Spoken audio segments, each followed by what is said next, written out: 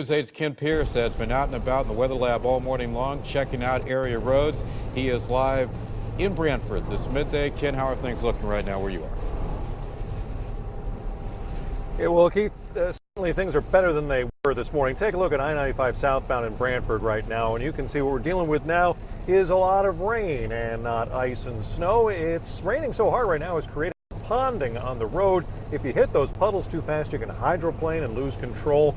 But with the ice we had in some parts of the state this morning, you could have lost control no matter what speed you were going. Covered in ice. That's how the streets of New Britain were this morning. Tough to walk, tougher to drive, especially at the corner of Clark and North Streets.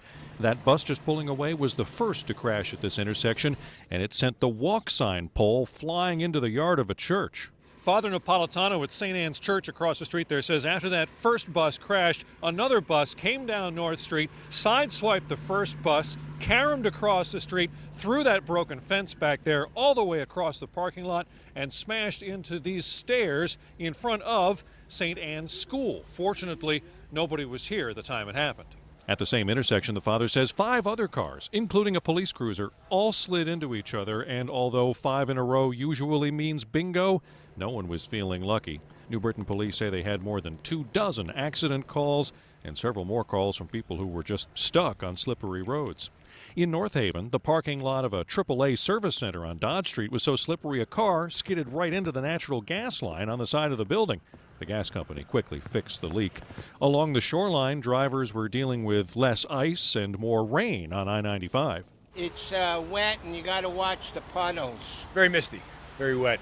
So tough to see where you're going. Yeah, a lot of splashes. Inland there was some ice, so definitely saw a little bit of that, but roads are passable, so can't complain. Passable, but just like this morning with the black ice, the ponding on the road now can sneak up on you, so you got to keep your speed down. That's the best way to keep control.